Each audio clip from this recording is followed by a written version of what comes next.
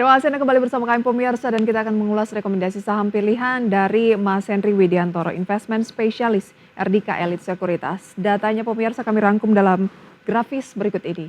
Yang pertama pemirsa adalah saham ISAT direkomendasikan buy dengan level dapat Anda saksikan di layar pemirsa. Ini adalah targetnya di 2.570 sampai 2.640, stop loss jika di bawah 2.440.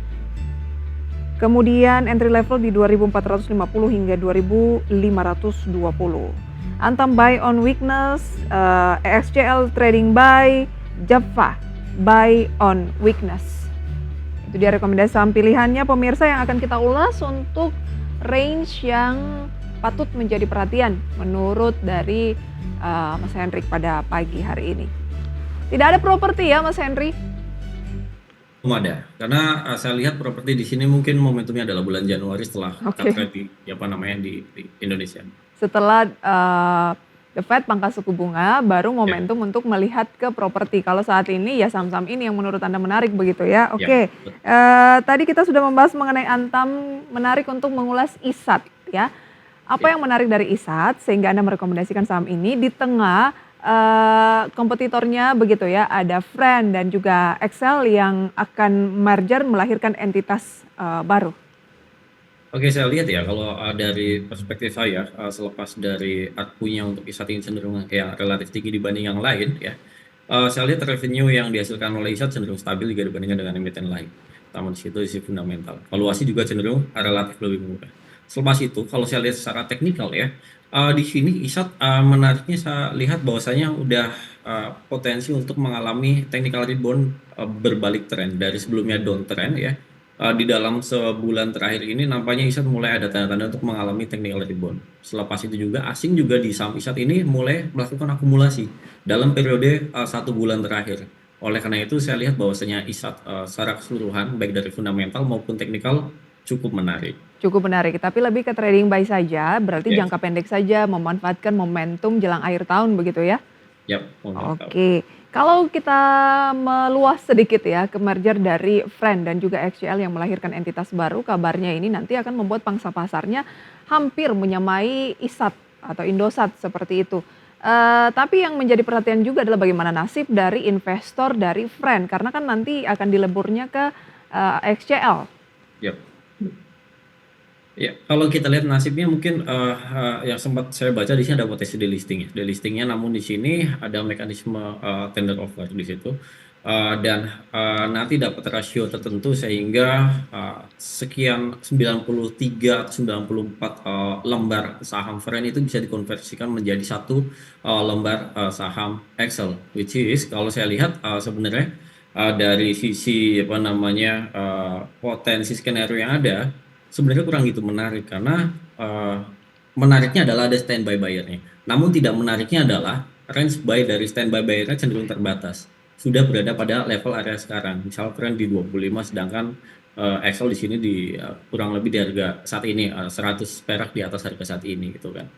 Nah, nasibnya seperti apa ya nanti kalau misalnya harga Excel-nya naik signifikan bergerak rally ya lakukan tender offer itu. Tapi kalau misalnya Excel-nya tidak bergerak dan Friend-nya cenderung turun ya cenderung nanti biarin aja di buyback oleh emiten. Baik, dan Anda merekomendasikan buy XCL ya?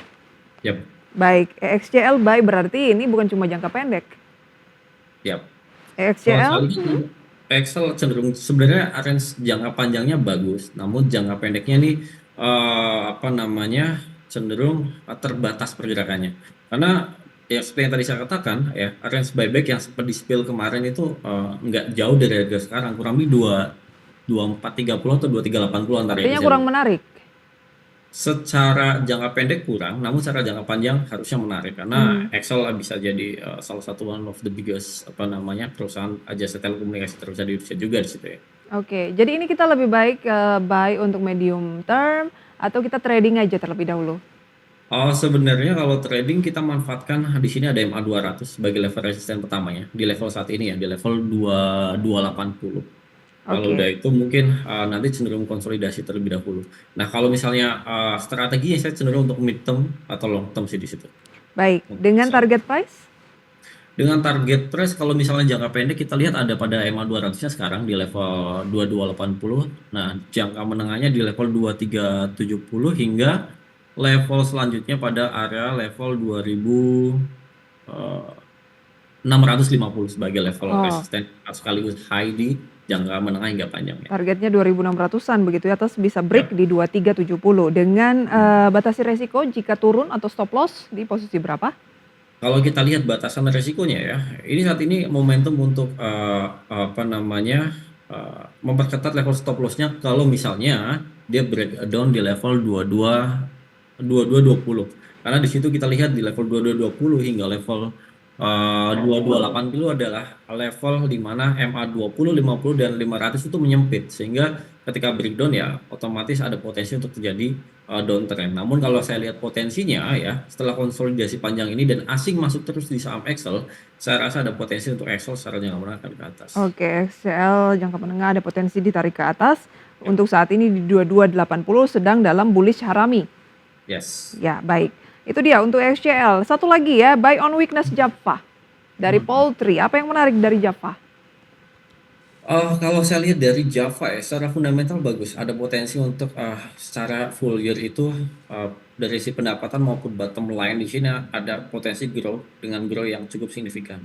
Ya, sehingga selain itu juga kita lihat program pemerintah yang ada program makan siang gratis, saya rasa juga seharusnya ya kalau Java pandai dalam melihat peluang ini, potensi revenue yang terjadi ketika itu dijalankan, program itu dijalankan akan terjadi booster lagi, mengalami penguatan lagi dari sisi revenue maupun bottom line-nya. Selepas itu, kalau saya lihat apa namanya investor ya, investor saat ini nih, untuk Java ini cenderung melakukan akumulasi, di mana yang akumulasi yang dilakukan di sini adalah dilakukan oleh asing. Sehingga saya rasa bahwasanya Java menarik di situ dari perspektif apa namanya trennya yang bergerak uptrend, terus kemudian asing juga saat ini juga melakukan akumulasi. Baik, asing juga melakukan akumulasi dengan tren saat ini dari pergerakan Java sedang bullish ya? Yes, sedang bullish. Trennya tren jangka pendek, menengah, panjang itu bullish semuanya. Bullish, oke. Dengan level-level yang patut menjadi perhatian di kisaran level berapa saja Mas Henry? Karena Java sekarang udah hampir all time high sebenarnya ya.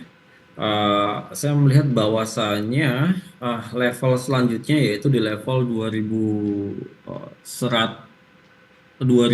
ini level apa namanya terdekat terlebih dahulu ya. Kalau misal 2000 tertembus ke atas ada potensi ke level 2100 hingga 2200. Namun kalau misalnya level ini tidak tembus, mungkin saya lihat ada potensi untuk Java bergerak konsolidasi terlebih dahulu. Bergerak apa namanya sideways dengan level 1900 sebagai supportnya dan 2000 sebagai level resistance pada range. Baik, 1.900 sebagai support, 2.000 sebagai level Ya. resisten. Kalau 2.000 bisa tertembus ke atas, ada target Ya. berikutnya di posisi berapa?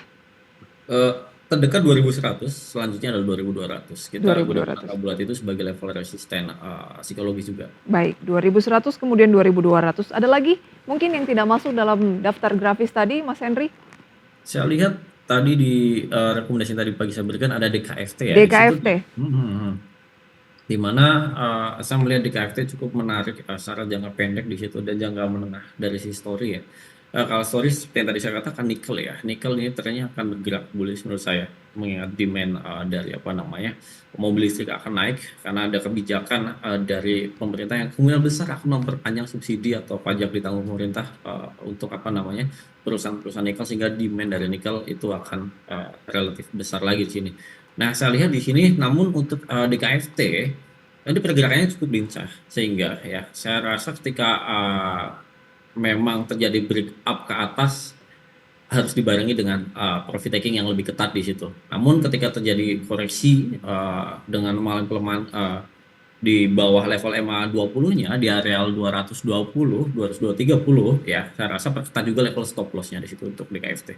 Baik, ini sedang bullish breakaway ya? Yes, betul. Oke, untuk DKFT ada target price di 236 sampai 242. Ya, betul. Stop loss juga di bawah 224 dan spekulatif buy saja ya. Ya spekulatif buy aja. Saya lihat di Spekulatif sini buy harusnya saja. boleh buy sih di sini untuk KFT. Baik, oke. Salahnya adalah likuiditas yang kecil ya, perlu Likuiditasnya kecil. Mungkin MA. tapi ada juga nih yang menyukai saham-saham yang likuiditasnya kecil, Iya, katanya biar lebih benar cepat. banget. Tergantung ini ya, Nah, elok. ya profilnya Betul. seperti apa. Oke, Heeh. ada ISAT, kemudian Antam, XCL, Java, DKFT dengan rekomendasi yang beragam sudah kita ulas juga. Kita akan ke pembukaan perdagangan sesi pertama pada pagi hari ini, di mana IHSG masih melemah meskipun pelemahan sudah mulai terbatas, Mas Henry, hanya turun 0,28% di 7371. Apa yang paling Anda highlight dari market saat ini menjelang akhir tahun yang mungkin bisa menjadi perhatian utama lah, mungkin dari segi sentimen emiten ataupun sentimen secara keseluruhan untuk pasar modal? Kalau saya lihat sentimen secara keseluruhan dari pasar modal ini masalah window dressing ya. Sebenarnya kalau misalnya terjadi window dressing dalam pekan-pekan di bulan Desember ini cukup make sense, cukup masuk akal potensi menguat di situ. Mengingat harga saham-sahamnya udah di bottom di situ ya. Namun perlu diperhatikan juga bahwasanya asing secara overall itu dalam jangka kurang lebih beberapa bulan terakhir itu mengalami net sell, baru net buy kurang lebih seminggu, namun kemarin net sell lagi di situ. Nah, saya rasa di sini kita harus bisa mulai melihat peluang-peluang di saham-saham big cap aja di situ untuk mulai swing saham-saham saham-saham big cap. Namun selepas itu juga kita harus perhatikan asing ya. Ketika asing udah mulai keluar, saya rasa kita juga harus ikutan keluar karena tekanan asing di pasar Indonesia itu masih punya pengaruh yang cukup besar Baik, ya, sehingga dan harus jadi kewaspadaan itu sendiri. cukup mengelit juga ya karena sentimen eksternalnya juga saat ini cukup kuat begitu ya. Baik, kita akan melihat pembukaan perdagangan deretan saham-saham yang menjadi gainers dan juga losers di tengah pembukaan IHSG yang merah pemirsa meskipun tidak sedalam penutupan di perdagangan kemarin.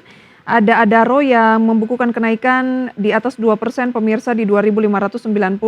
Adaro atau yang sudah berganti nama menjadi Alamtri Resources Indonesia ya.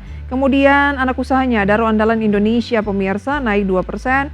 Indosat yang direkomendasikan oleh Mas Henry tadi naik 3% di posisi 2.600, kemudian Petrindo Jaya atau Cuan, DKFT pemirsa ya, yang juga direkomendasikan tadi swing oleh Mas Henry, GPSO, TOWR, kemudian top losersnya pemirsa adalah saham blue chips tentunya ada BBNI, Telkom, BRMS, SCMA, DAAS, GoTo, PSAB, dan juga SSIA. Itu dia pemirsa update pembukaan perdagangan di mana energi menguat, infrastruktur menguat, dan juga properti. Hanya 3 sektor yang mengalami penguatan. Sedikit Mas Henry mengenai ada masalah tampaknya ya yang terjadi di tubuh BNI di mana ada uang senilai 600 miliar rupiah ini tampaknya hilang seperti itu ya. Bagaimana sih Anda sudah mendengar informasi ini dan kalau kita melihat tadi losersnya itu dipimpin BBNI mungkin ada korelasinya meskipun waktu kita sudah terbatas, boleh sedikit komentar? Ya kalau saya lihat ketika dari sentimen yang baru itu ya itu menjadi konfirmasi bahwasanya asing mungkin akan semakin yakin lagi untuk melakukan net sell di saham BBNI sih. Oke, masih akan net sell di saham BBNI. Hindari dulu BNI. Bagi yang belum punya, kalau sudah punya apa yang harus dilakukan? Kalau udah punya nanti kita perhatikan di level terendahnya 4710 karena 4710 ini kita lihat sebagai salah satu level terendahnya dari BNI sekaligus level gap-nya di situ ya. Nah kalau misalnya gap itu tertutup dan mengalami rebound, saya lihat ada kesempatan untuk buy weakness ketika BNI itu berada pada level tersebut. Baik, boleh diulangi di posisi berapa? 47 sebagai level support. Oke, saat ini sudah 47.90 sedikit lagi warning untuk investor di saham BBNI menurut Mas Henry ya. Yap. Sayang sekali waktu kita terbatas Mas Henry. Terima kasih untuk sharing informasinya pada pagi hari ini. Sehat selalu untuk Anda, sampai berjumpa kembali. Thank you Mbak Prisa.